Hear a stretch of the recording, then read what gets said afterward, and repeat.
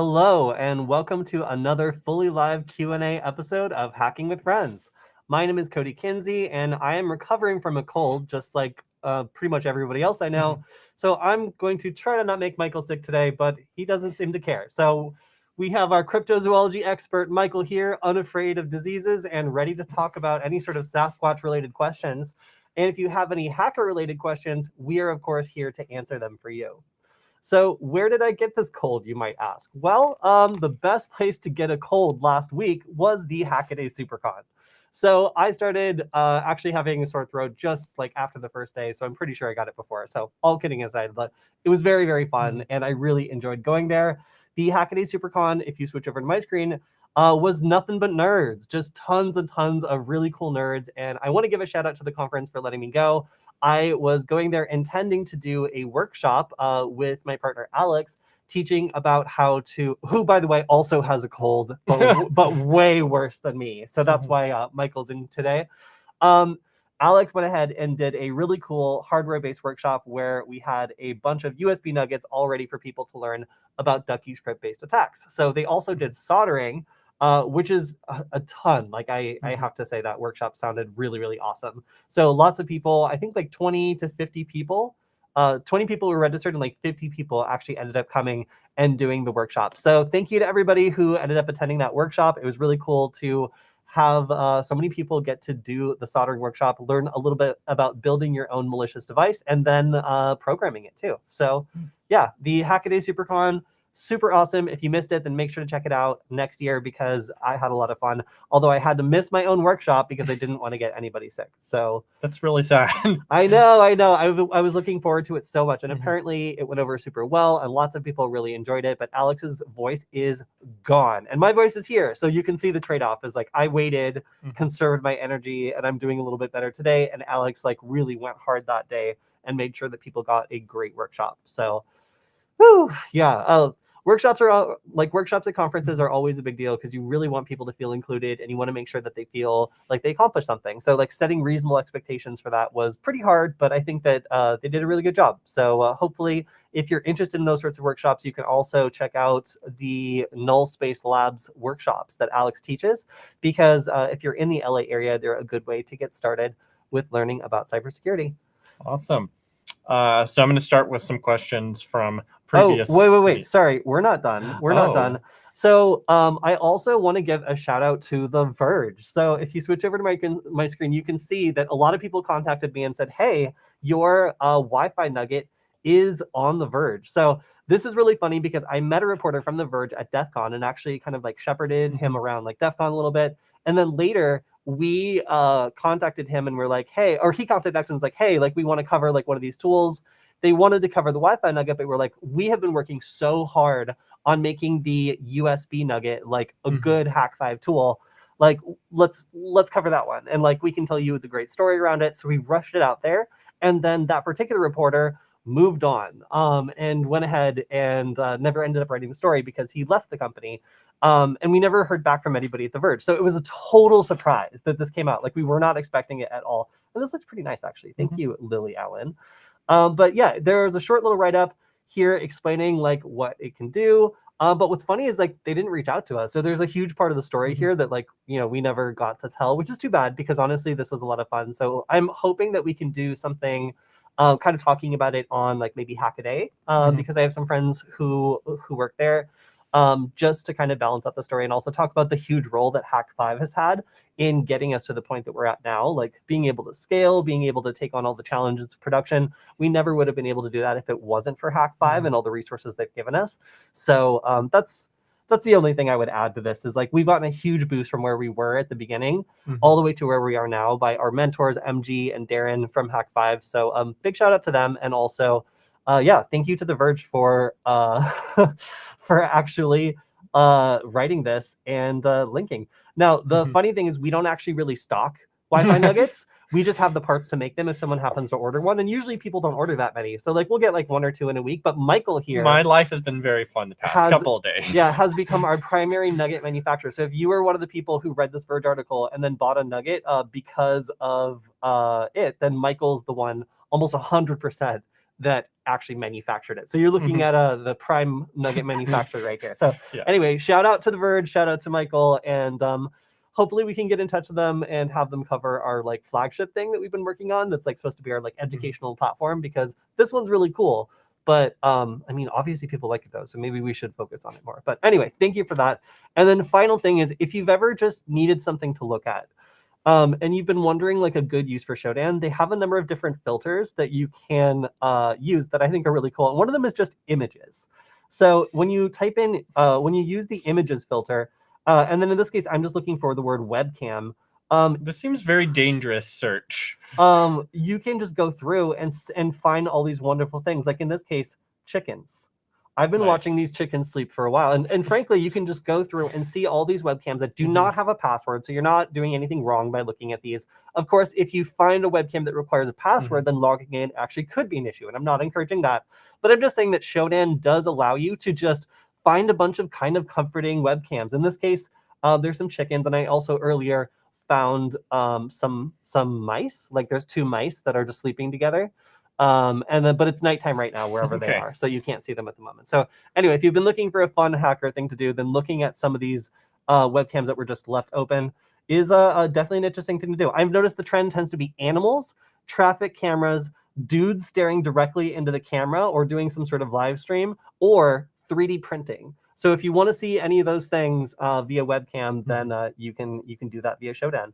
Important legal note: in certain countries, it's illegal to use Shodan, correct? Or, no. That's the other way around. So in certain countries, it's illegal to scan directly for these sorts of things. So Shodan doing it for you, and then you buying a subscription to Shodan is kind of the only workaround some pen testers, like in Germany, for example, can get away with. Cool. Okay, so starting with questions from previous videos. Sure. I've been having trouble converting the Coconut's PCAP files to a format that will work with AircrackNG. Any idea on how to do that? So AircrackNG is an older program that I hope has been updated, because back when I used it, it hadn't been updated for quite some time. I'm hoping that it has, but I would say one of the better ways is using Wireshark as an intermediary and then exporting stuff out of there. So I know that there's a couple really easy ways to like save files that can be open in Wireshark, and then you can specify like what you want to export about them. So I would say Wireshark is probably going to be where your answer is in terms of like opening up a file that the Pineapple puts out, or the Coconut puts out, and having like a reliable guide on how to do that, and then taking that file and converting it into something that will work with like perhaps an older version of PCAP file. So cool. Okay. Now, so we can get these 2 questions out of the way early in the stream, can you please blink for us? I will not do that. I will not be dictated to. And don't try to make donations to the stream, because we don't get it. You can't bribe me that way. Okay. And when are you back on Null Byte?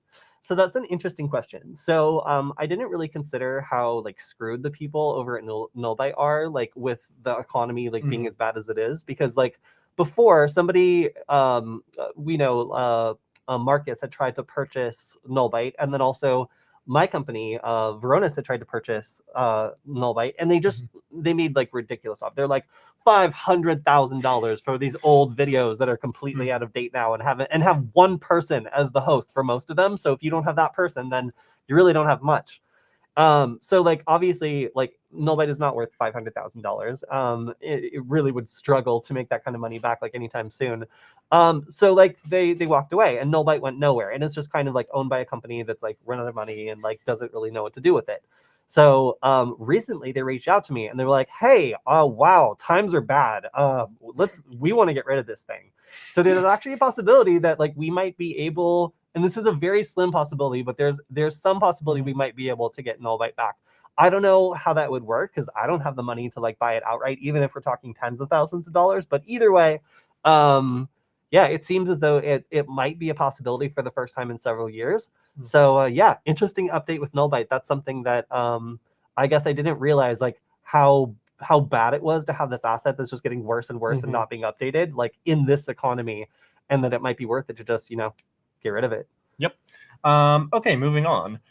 Is there a software you use regularly or know that it's interesting and useful? Like, what's your favorite hacking tool right now? OWASP Zap and Wireshark continue to be like, I learn new things about Wireshark all the time, which is just fun. And then OWASP Zap is just such like a Swiss Army knife that I use it for casual diagnostics of like phishing campaigns and stuff all the time. So like, here's an example. I'll get a phishing link and I'll be like, well, that's sketchy. And I'll put it into OWASP Zap and basically watch the entire chain of what happens next, just to kind of find out what sort of attack it is, what infrastructure they're using.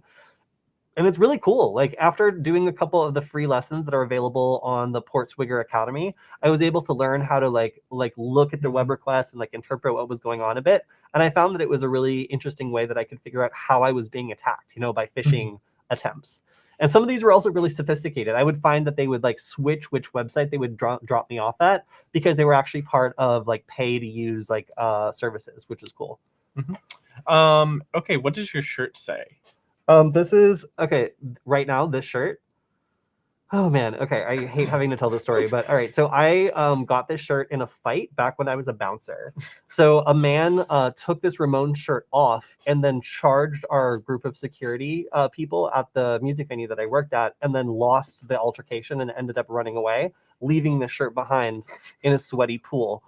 So I picked it up, washed it, and then I've been wearing it ever since, and that's the shirt. But it says Ramones, is what it says. Brilliant. Okay, awesome story. Let's see. Give me a second. I will also say, while you're trying to find another question, that the man threw a traffic cone at me. Okay. The most dangerous of weapons. Okay, this one's on our can you be hacked through the mail for $10? It's more a comment, but sure, I'll try a random non-secure access point.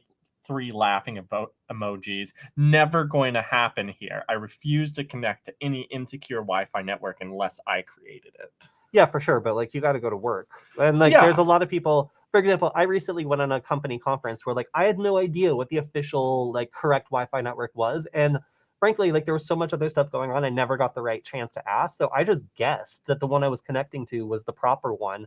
And if it had asked me for my company credentials, that really wouldn't have been that weird because, I'm proving I'm a guest that has access to the internal network. Like, that's a method of authentication that I've heard of before. Okay, like that would make sense at least. So I would say this is actually a pretty probable attack. And like, I still think that like, if you're in a situation you can't control, the attack where we mail a malicious access point and it turns on there and then starts tricking people into connecting to it because they think it's the easiest way to get an internet connection, especially if they're new, if they're visiting, things like that. Like that's an easy way to begin harvesting credentials. And it would probably take people a while to figure out that it wasn't something that IT had just spun out unless they were directly involved in that department. So I still think that's a great attack. Yeah, I would echo. I agree with the sentiment that the original commenter was saying, but like that's in an ideal world. I think a lot of people get desperate for like Wi-Fi. You're at a hotel, like you said, you're traveling. We even talked. Yeah, it's like if you were going to a new work location, you go to a field office or something, you might expect to see like a guest employee Wi-Fi network there or something. So I think it could catch a lot of people off guard. Lath asked, did I get the RSV virus? I'm pretty sure, yeah, because it's like not that bad. It's just really annoying. Like my throat is sore and I've been coughing a lot and like my sinuses are congested, but there's nothing else. Like I don't have the fever. I don't feel like tired or like whatever. It's just annoying. So yeah, I'm pretty sure that's what I have because like everybody else seemed to have the same thing. And like a couple of my friends like determined that that's what they had. So yeah, I mean, I'm assuming it could be worse, but it's also not worth having. So. Okay, so this is a comment on our Signal is shutting out SMS users. So for those of you unaware, Signal is sunsetting its support for SMS messages on Android. So normally you'd be able to use Signal to receive both encrypted messages from other Signal users as well as your normal text messages. But for various reasons, they no longer want to support that. And we made a video about that. And this person comments, the good thing, though, is Signal is open source, after all. Anyone could just fork the app and still support handling normal SMS. And I would love to see that. I don't know about you, Kody. If somebody forked Signal and like was just supporting SMS, Mhm. like if depending on who that's a huge thing of trust, because like Mhm. Signal, the reason I like Signal is because of who it's affiliated with and like why they're doing their thing. But if another organization were to just spin up out of nothing, like it would take some trust to establish that it wasn't like a venture capital entity that's like interested in surveillance, that's like backed by Saudi Arabia, and like like someone that I wouldn't want to be working with directly, at least for my data security, for like what I want to be like private encrypted messages. So I guess we'll see. Like it would be great if someone were to do that, because frankly, I cannot get some regular people to use Signal, and like messaging them through Signal on Android has always been the way to keep everything under one roof and at least keep my end of the receipts like encrypted and in the same database. So it's disappointing to see that going away. Yeah. Okay. So some more comments here. I guessed a hotel's guest password. It was just hotel name. Yeah, that's surprisingly common for various businesses to just have either like their phone number or their address as a Wi-Fi password. I should remind you that crimes are in fact illegal. Oh wow. But yes, that is a very common thing. To keep surprisingly weak passwords like that. Is there a good alternative to the FliperZero that supports HID injection, RFID, so on and so forth? Not in a cohesive way. I mean, frankly, like it really brings together a lot of different things in a format that's easy to use. But like Ponagachi is something that like is kind of a step up in terms of what it requires in processing power and resources to run. But it also does a lot of really cool things in kind of like a friendly form factor. But I would say like the Ponagachi, the FliperZero, and then the like USB Nugget are all kind of in the same realm. Although the USB Nugget doesn't do like the RFID and like a lot of the radio stuff. That being said, I still don't have my FliperZero.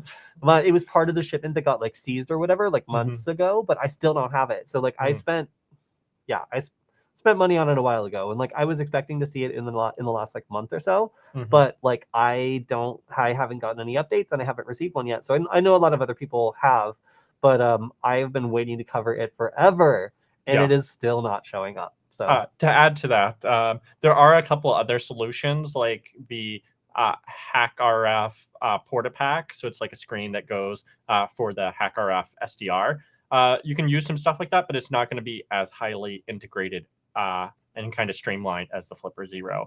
But yeah, there are a couple SDR things that you could either like plug into a laptop and use for those sorts of attacks, but they may not just be as polished. Somebody says 75% of hackers get away with hacking. I would challenge you to cite your source on that, but let's assume that that's true. Does that mean that the 5% is mostly script kiddies and a few high-profile hackers? So, okay, let's talk about people who get caught. So there's a pretty clear profile of the types of different people that get caught, and one of them is like revenge hackers, like people who have a very clear and obvious motive to do something bad. So when something bad happens, it's immediately obvious who did it because their motivation isn't random or financial. In most cases, it's like revenge or like like an ex-employee that's doing something to strike back at somebody who's fired them. Like these are like pretty like unconcealed like acts of revenge, and like that tends to make them pretty immediate suspects. Another one is like ransomware gangs or people that do things that are so notorious that substantial amounts of resources get brought in to catch them. And then the third group is people who end up touching things that they absolutely should not have touched. So this is people who might be script kiddies. It might be even college students who do something like extremely bad, like take down, I don't know, like a water processing facility or like the San Francisco like BART transit system or something like that by messing around and then end up getting in huge amounts of trouble. A recent example I think was there was like a Australian teenager that used a data link to like hit up everybody and attempt to extort them by threatening to leak the data. And they rolled him up really quickly because he put his like identifying information like in the email in order to collect payment. So like there's definitely groups of people who get caught, and it mostly again boils down to like doing bad things at scale and then touching something that triggers a huge response. Yeah, I would add to that anything that starts involving money, especially if you're like either doing some sort of like banking fraud or cryptocurrency. Whenever you're trying to cash out of that cryptocurrency, that creates inherently some sort of paper trail that gives the law enforcement officers something to follow. Yeah, also, if more than like 5 people know about it, that's also going to substantially increase your risks of getting caught. So yeah, I mean, there's lots of people who do hacking stuff and they don't get caught. A lot of the time that's because like their place in the cybercrime economy like doesn't put them at substantial risk, and what they do is easy. That's going to be stuff like SIM swapping or like phishing people's accounts or other things that they can just turn around and sell that stuff to somebody else who just wants to buy into something that already has access. So there's a huge economy of people who, you know, hack and get away with it just because they occupy a relatively low place in the whole cybercrime like ecosystem, and not a lot of resources are dedicated to finding out who they are. So do you want to briefly talk about us hacking Furbies? Yeah. Okay. So this is an idea we had for a possible holiday episode where there's so many different documented ways of hacking Furbies. It would kind of be cool to figure out how to rig them to do some hacking things. So, you know, I'm still open for suggestions, but it just seems like there's a lot of documentation around them, and they're so weird looking that of all the things that we could hack for the holidays, Furbies kind of seems like a lot of fun. Yeah, I'm working on pulling up for. I think these are all safe Furby images. What do you like? I'm so sad that in this day and age I have to ask what a safe Furby image is, but the one in the middle seems barely safe. But yes, for those of you that may not be familiar with the beautiful, lovely, best American childhood toy, this is the Furby. And you can apparently hack these in so many different ways. So that is definitely something we're going to be looking into in the future. And the reason I brought that up is we had a comment here on how we should hack.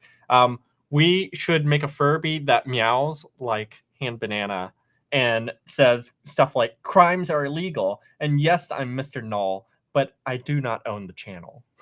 Oh my God. Those are some deep references. Wow. Okay. I mean, you know, those are some very direct suggestions. I mean, God, the Furby in the background of that clip looks so tortured. It's like mounted to like a placard. Yes, if you want to watch the clip we're talking about, go to the Security Forward YouTube channel, and it's a couple of videos back. Our chat is exploding with comments about what is apparently known as the long Furby, which I've never heard of, and I'm not sure that we can go down that rabbit hole. If I can find one on eBay, we'll see what we can do. But yeah, wow, I didn't know that they made those. Yeah, no, I actually did not recognize that was in fact a thing. A long Furby. Yeah. Just a comment here. 4 gigahertz spectrum is so boring. 2.4 gigahertz spectrum? Yeah. Yeah. So a lot of people are upset that like microcontrollers don't really have great support for the 5 gigahertz Wi-Fi spectrum. Frankly, like that's not usually a problem because pretty much all devices support 2.4 gigahertz, and that's like the default that they'll try to use before switching over.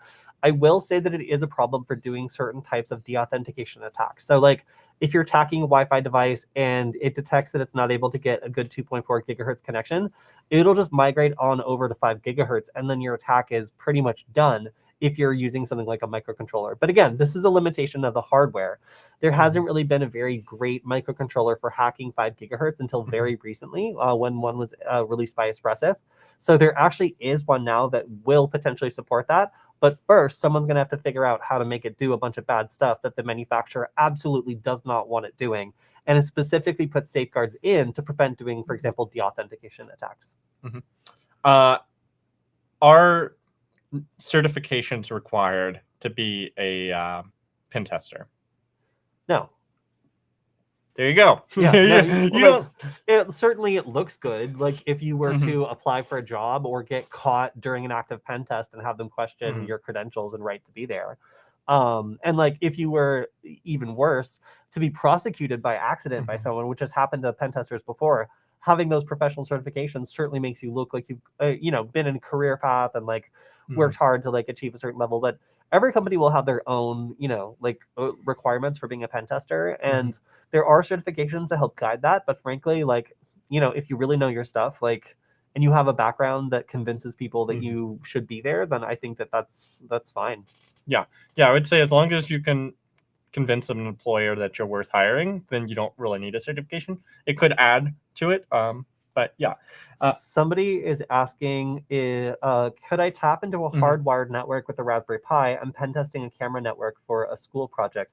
Well, first of all, make sure you have permission, because there's all sorts of intrusion detection stuff that can detect you tapping into like an Ethernet network. Now, that being said, yeah, if you have a Raspberry Pi, you can absolutely just plug it into some random like Ethernet port that you find left open and start doing scans and start doing all kinds of other stuff and like discovering things in the network, automatically connecting to streams, logging into like camera portals, like all if you have permission.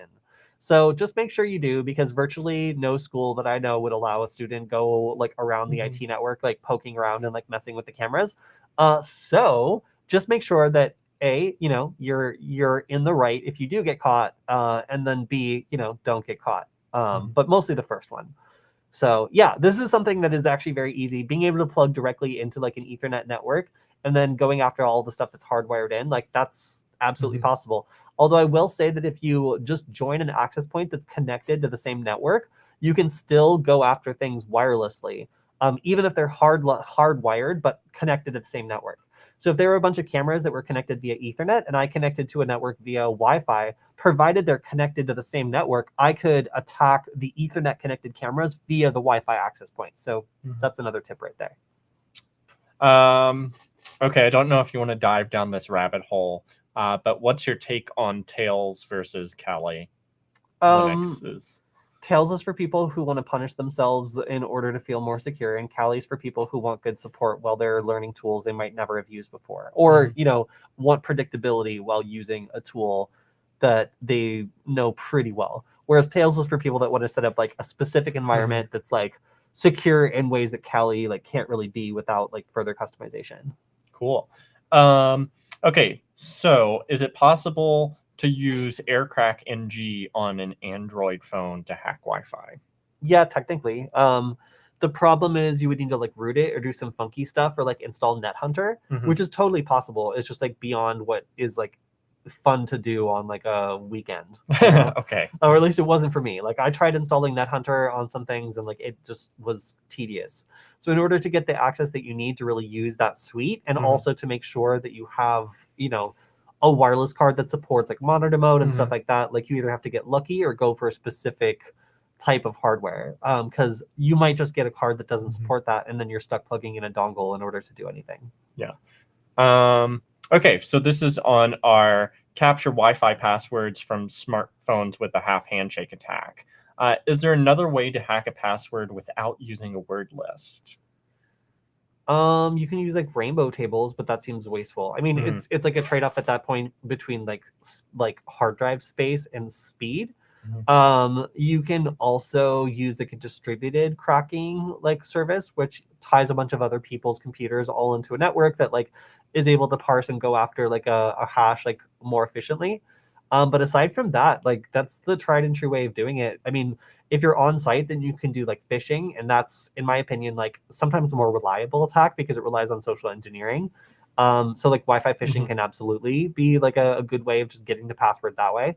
But if you're trying to grab a hash out of someone's phone and then compare it against a bunch of other potential candidates, then it's still the best way of doing it. Okay, comment here.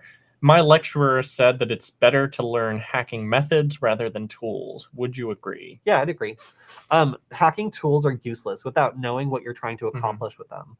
So like I started using like Wi-Fi hacking tools, and like I just very quickly realized that most of them are so specialized that they're not useful to a beginner without the context of knowing like what to do next, Like for me, my big motivation was I wanted to get access to a Wi-Fi network. I wanted to get access to data. And then once you're in, you can like explore the network and do all this other stuff. But I really had to figure out like, what is the attack flow to accomplish that objective and what tools are used in it. And that was much more useful for me to learn than to learn, like what AircrackNG was before realizing, what it could do. Because there's so many different modules, like AirGraphNG, AirMonNG, like all these things are like for separate parts of the attack. And if you learn them just as tools and don't realize like the steps that use each one, like it's not as useful at all. Yeah. Also, I will say some people are shouting at Manjaro in the chat. I was using Manjaro for a while, but they're being problematic. Like they're shipping a bunch of stuff that's other people's work that's not ready for release and not communicating back to those people. So we've actually like heard a lot of people in the community saying that Manjaro is not a great thing to refer people to.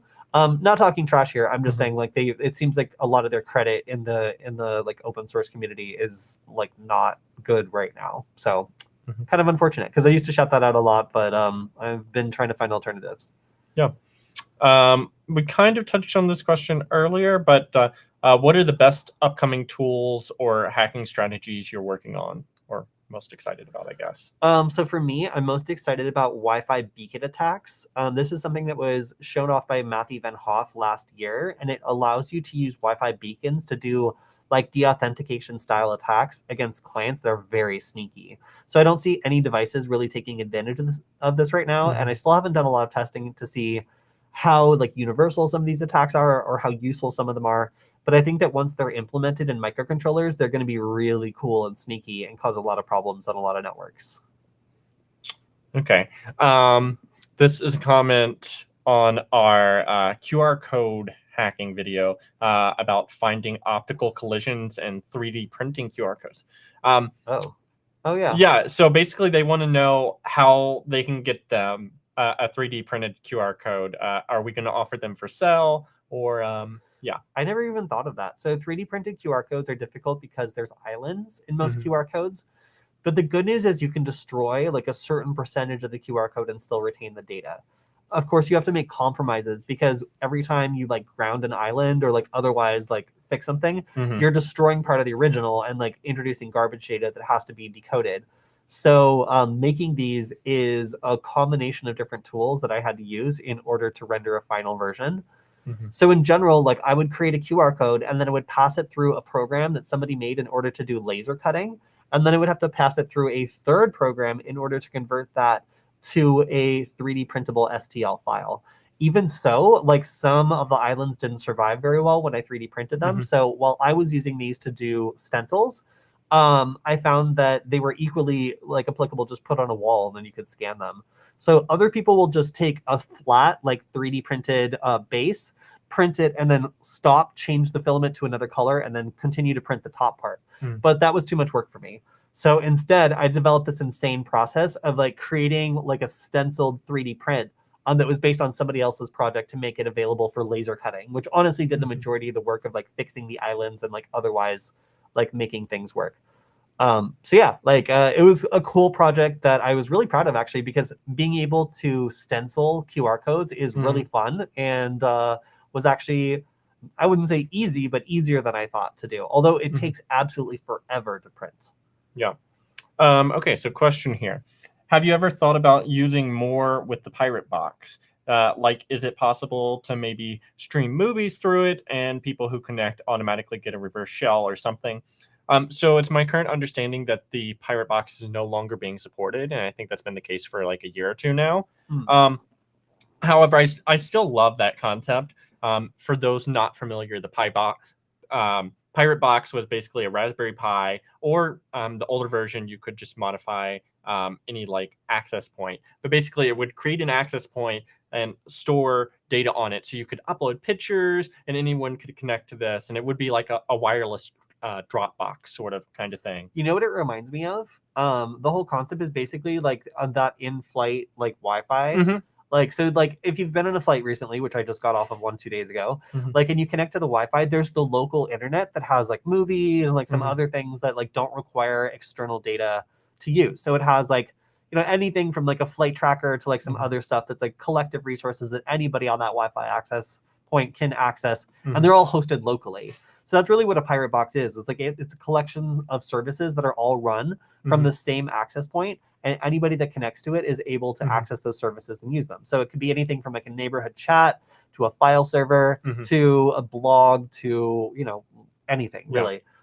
So streaming movies obviously requires like a certain amount of bandwidth, and lots of people connecting to the same access point like would gradually degrade that like faster and faster. But theoretically, depending on what hardware you're using, and in most cases it's supposed to be a Raspberry Pi, you could make a little media server that's able to stream videos. Although I don't think it would be incredibly fast, it would still work. Absolutely. Yeah. I'm pretty sure that you could basically find any kind of web video streaming, so like Kody, Plex, anything like that, and set it up on a Raspberry Pi. Like Kody said, it would be very slow.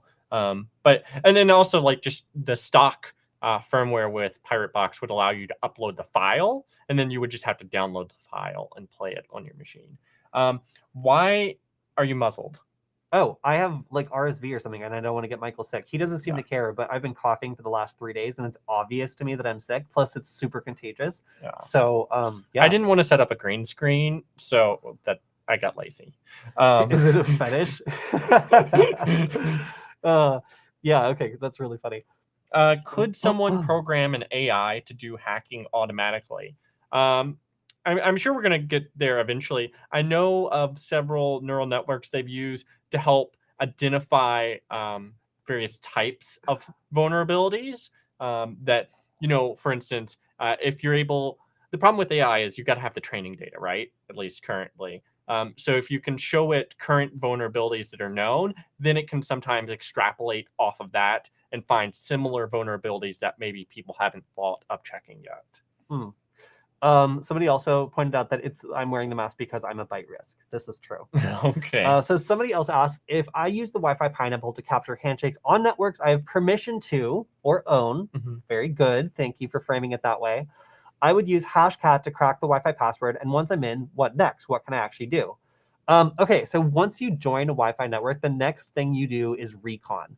So that means if it's a monitored network, like, if it's a network that has like intrusion detection, then listening in on traffic or doing certain attacks to have traffic pass through you so that you can start to examine what's going on and do so in a mostly passive way. If you are not caring about being noisy, then that's things like Nmap scans to be able to determine what's going on around you, what other services are on the same network. And then if you want to go even further, using tools like Routersploit to identify different devices on the network that might have default credentials or vulnerable versions of software running on them. So Metasploit is another thing that you can use on a network. Once you find network services, you can start attacking them, especially if you do a scan and you find something that's vulnerable about them. But generally, that's what hackers will do. They'll join a network and then they'll start knocking around until they find the most vulnerable device on the network. So I'll say from my experience in network pen tests, I'll get access to the network, I'll scan around, and then I'll find one device that's misconfigured.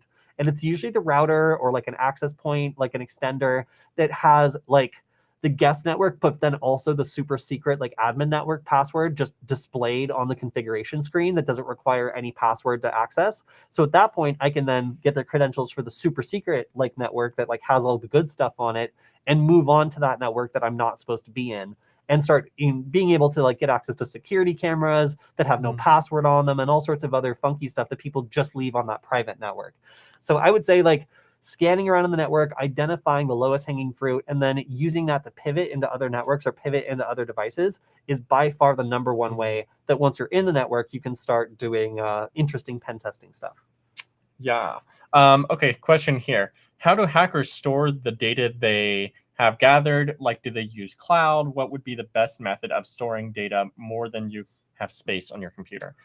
So I would like to introduce you to Reddit, and there's a subreddit called Data Hoarders, and they are all about storing massive amounts of data. Yes, that often involves getting a NAS or some other device, but spinning hard drives are pretty cheap these days, and you get terabytes of data. So you can create a lot of room that way. Obviously, you could store stuff in the cloud, but that could get expensive pretty quickly. Well, okay, that's technically true. The way that most hackers actually store their stuff is through stolen cloud accounts or fraud or whatever else that allows them to get access to very large amounts of online storage without it being tied back to them. So most hackers don't store stuff on like spinning disks like in their own home because when they get raided by the FBI, it's very obvious who's in possession of the files. But by using like co-opted, abused, or otherwise like stolen cloud accounts, they're able to store large amounts of files online without it being immediately clear who was the one that uploaded them or was responsible for the initial hacking. So cloud services allow a lot more anonymity than like having stuff like in a hard drive or something, and that's usually how cyber criminals will hold on to their stuff. Now, if you're just doing pen testing and stuff, that's not true. Don't use stolen cloud accounts. That's not the advice I'm giving you.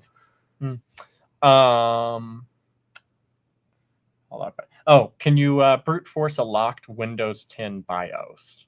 I don't know. I don't have one. Yeah, I honestly don't know off the top of my head. They might implement some kind of rate limiting, but I mean, if they don't implement rate limiting, then yeah. I mean, also there might be some possible way if you have physical access to the machine to like copy the flash or the memory somewheres and then brute force the hash. But that's a little outside of my Here we normal. go. Well, here's a question. What if you have encrypted those drives with AES 256 with 25 plus complex passwords? Two things are going to happen. One, you're going to forget one of those 25 passwords and you won't be able to access your data. Two, you're going to be held in the contempt of court or whatever for refusing to unlock the drives, and they're just going to throw you in jail for like whatever the maximum amount that they can for refusing a court order for a search warrant. So if you like reasonably have access to the password and they know that and they can assume that, and you refuse to unlock it in response to a court order, they can still throw you in jail. It's just like the old argument where it's like a strong password is great, but a guy with a hammer could probably still get you to unlock the account, with 20 minutes. So yeah, that's what sucks about it, is like you can have really great security, but unless you have something like a dead man switch to just like erase everything, and you're like, whoops, like, unless it's like literally impossible for anybody to access the data anymore, then they can try to compel you to give up the password. And that has the same effects in some ways. We kind of touched on this earlier, but Adam has just joined us. So how was Hackaday? Hackaday was awesome. There were so many cool people there. I got to see lots of my old friends from previous Hackaday conferences. The Hackaday badge was awesome, and I've been too scared to check to see if it survived the trip back from Los Angeles. But lots of people were doing really interesting things with it. It was just like a full-on computer that you could program, and of course, it was super cool to see all the things that the hardware nerds did. I was like, my friend Alex was like watching some guy like scribble out like notes on how to build a compiler for it, like while like drinking heavily like in the back. So like it was a whole bunch of crazy hardware nerds, a lot of whom had projects that like I've heard of before or seen featured on Hackaday. So yeah, it was really great. It was really cool. Yeah, we're almost running out of time, people. So if you have any last minute questions, be sure to drop them in the chat. Yeah, somebody was also mentioning that, like, sometimes when you have a lot of security on your drive, it ends up locking you out. I have like a hardware encrypted hard drive that's like locked to like a thumbprint or something that failed.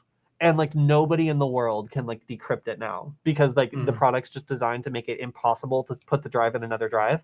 So because of just like a failure, I will never have access to that data again. So secure, not even I can access it. So yeah, be careful. Like too much security can make usability problematic. Yeah, we have a comment kind of touching on that. Basically, just reiterating the point that if you are going to do like full disk encryption, a RAID array might be something you really want to consider, because basically if you get a hard drive failure, then you're going to lose all of that data. So if that data is very valuable to you, you want to have it like some sort of redundancy. So look into the various RAIDs you can do. Does Tor still work? Will having a Raspberry Pi Zero with Tor router installed on it give you good privacy? Life is complicated. So the problem with Tor is that if you route all your stuff through Tor, a lot of websites just will not even mess with Tor anymore. They're like, oh, you're coming from Tor? Like, get the hell away from my stuff. So because of that, it is so difficult to use the internet with Tor on sometimes because you're just immediately flagged as potentially malicious traffic, and sometimes you can't even like log in. Sometimes you have like huge amounts of verification you have to do because you trigger every single red flag in the book. And like all the modern ways of like keeping track of a user and making sure that you can log in gracefully, like just totally break under that model. So like, will it work? Like, yes. Will it cause problems? It sure will. And are there tons of other ways that you can be de-anonymized? Yes, unfortunately. Life is not black and white. There are too many other ways of extracting information from web requests and from tricking you into running JavaScript. It's really like the internet is a totally different experience when you're trying to experience it in a very, very secure way. So just get used to a huge downgrade in the way that you experience the internet if you're just running everything through Tor, because frankly, it is quite slow and it really does trigger a lot of alarm bells for virtually anything you would want to log into and interact with. Like, they've gotten a little bit better about some of it, but it is still very difficult sometimes to use securely. And frankly, unmasking Mm-hmm. happen in so many ways. Yeah, what I would add to that is basically what you said is like it's one of those things where by trying to be more private, you actually like just wave a big red flag around everywhere. It makes you more obvious that you're trying to hide something. So I would only really use it if you're going somewhere where you have to use Tor to access it. And like Kody said, there are ways to unmask and de-anonymize Tor and various shenanigans that go on with the Tor relay nodes and stuff. So, you know, if you do use it, don't think that it's a bulletproof solution, right? It's got vulnerabilities. Yeah, absolutely. And somebody in the chat also, Leo, describes it very well. Tor gives you anonymity. It's not private, since the exit node that you're using can man in the middle your connection to the ClearNet, and they can see everything you're doing. That's absolutely true. So like if what you're logging, like things you're logging into and stuff, like if that gives up your information and someone's able to man in the middle it, there's lots of different ways that they could potentially do that, especially for any website that doesn't use HTTPS is the easiest target of all.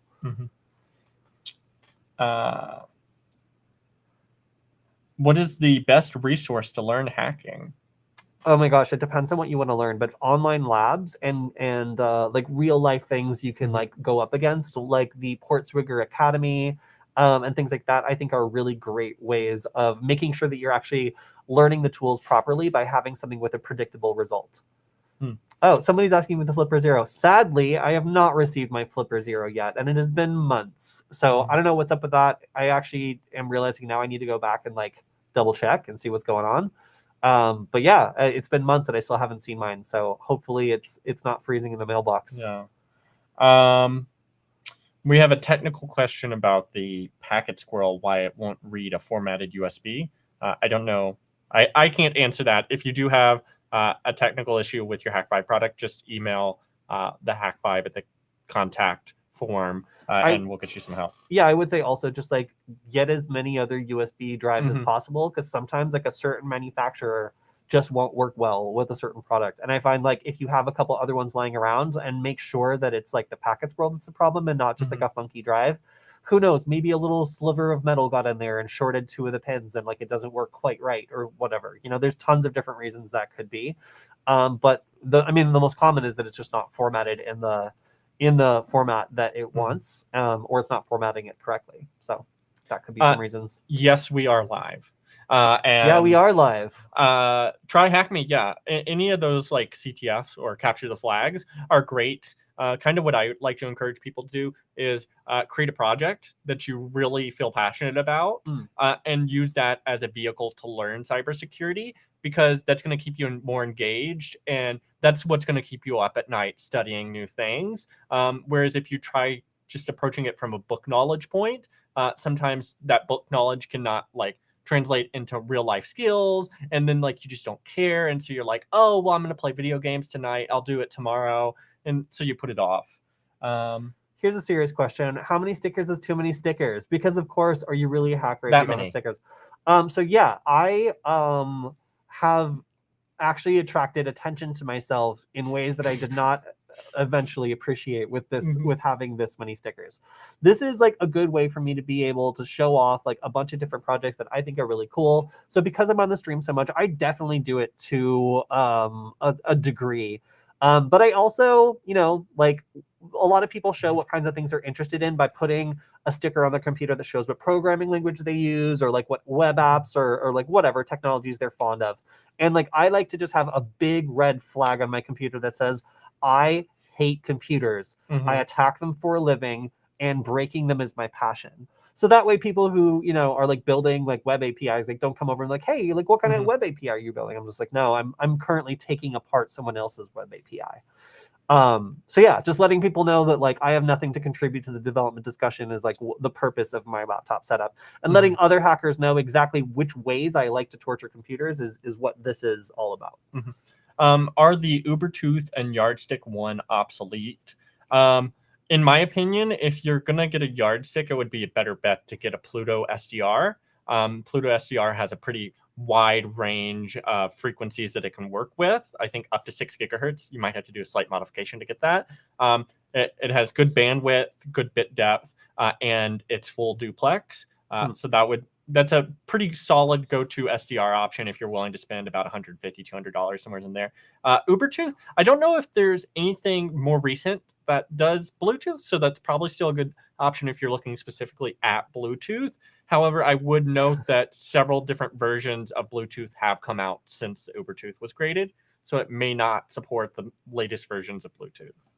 So pretty good for tracking down radio tag like Bigfoots or like, Yeah, well, so that we use the Kraken SDR where you have all right. so you have 5 antennas, and then once you place the tracker on the Bigfoot, it's constantly beaconing out, and you can use radio direction finding by using the different time at which the signal is received by each antenna to get a bearing to the target. Wow. All right. So Yes. apparently, according to our audience, Leo says that too many stickers is when the vents stop working and the laptop overheats and the burning lithium-ion battery expands and ignites the magnesium laptop case. Yeah, that is actually that's the point at which you really need to consider whether it's worth it to let everyone know what you're into. If you're just going to be creating a giant burning hunk of magnesium.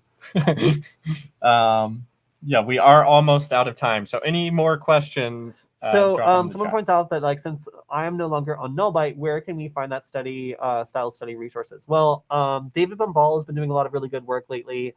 And I don't know, I want to start doing it again. Of course, we've been doing episodes on Hack5, but they're not always like the same kind of Nullbyte-ish style, They're a little bit more like custom for what we've been working on. So in terms of like general hacking stuff, like, yeah, I guess we'll see. If there's a possibility of us buying Nullbyte back, then that would actually be super cool because I would love to start bringing those sorts of tutorials back, but start updating them because, oh my God, they're so old. They're so old. I did those such a long time ago. I look tiny. Is there an ESP32 variant like the S3 able to do packet injection? No. Packet injection is something that is done sneakily and without their permission or consent. So in order to properly do like deauthentication attacks, like you have to like do some sneaky stuff that involves like recompiling like the firmware for it, and it's a whole rigmarole, and nobody has made it easy for normal people yet. So it may be technically possible, but it is not easy and it is not fun for normal people yet to do anything custom. There's a couple proof of concepts out there that kind of sort of work, but they haven't really been adapted to these new Espressif chips. So as far as I know, no, which sucks, right? Like, because I really want to see that too. But unfortunately, they're not quite there yet. Okay.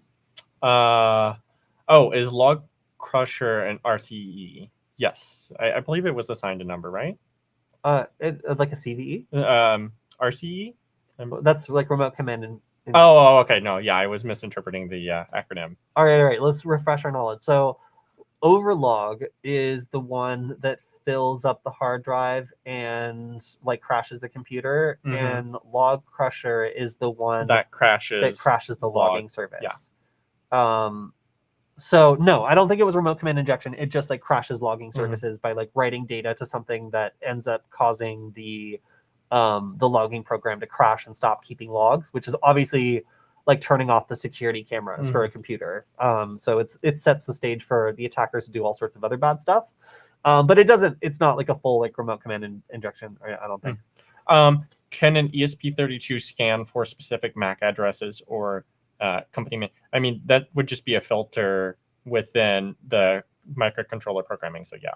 Yeah, so currently, if you wanted to do something like track police body cameras, those often have Bluetooth turned on and they never change their MAC address.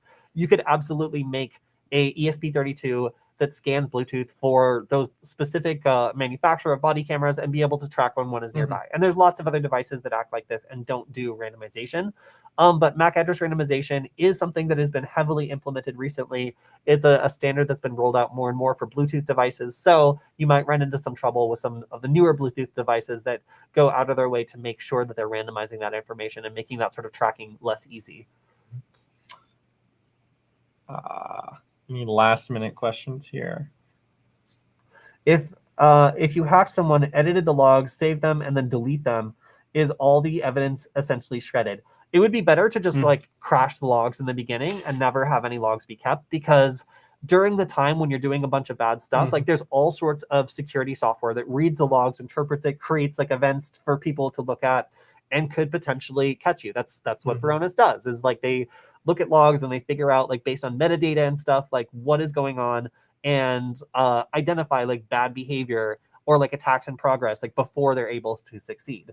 So the best way of doing an attack would be no logs in the first place. Do something like Log Crusher and like, you know, take it out, or even use the vulnerability overlog to like take out whatever computer is responsible for doing logging for the whole network. Like that would seriously cripple anybody's ability to figure out what happened. If you had stored it and then deleted it, there might be a chance that it could be recoverable depending on what medium it was stored on or whether it was overwritten or whatever. But of course, if you just like encrypted it as well, then that would make the logs pretty much useless and corrupted to the point that they couldn't be recovered. And I would kind of add in there the concept of living off the land and making sure you're not like downloading and installing a bunch of new programs, and just using the tools that are already available on the system will help reduce alerts and notifications that the target device might get. When on engagements, how much Wi-Fi hacking do you actually do? And is it really worth the effort for cracking handshakes compared to the reward? Yes, it's so easy. If you're able to just like grab a couple handshakes and just start cracking them in like the easiest way possible, like the low-hanging fruit is just so rewarding to just get at, like, there have been networks I've accessed where it's just like I'm in the network and I can see like file shares with like no password or like an easy password I can try to log in with like over and over and over. I can see like cameras I can look through, like all sorts of stuff just laid open as though nobody would ever get in. Like people really feel like if it has a password like Wi-Fi, then it's part of the inside circle.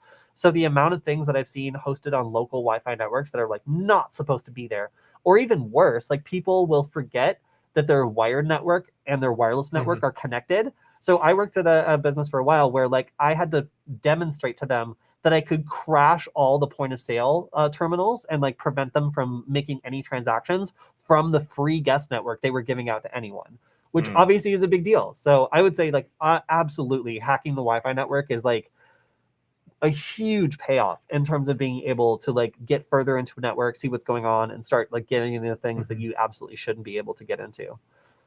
Someone else was asking, or rather saying that they were thinking about body cameras and Panasonic Toughbooks.